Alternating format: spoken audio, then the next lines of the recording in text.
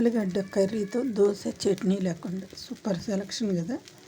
ఎలా చేసుకుంటా పోతే ఏదైనా ఈజీగా ఉంటుంది ఫ్రెండ్స్. పొద్దున్నే అడ్జస్ట్ అయిపోవటమే, ఏదైనా అడ్జస్ట్ అయిపోతే పళ్ళు అలా జరిగిపోతూ ఉంటాయి, రోజులు అలా గడిచిపోతూ ఉంటాయి.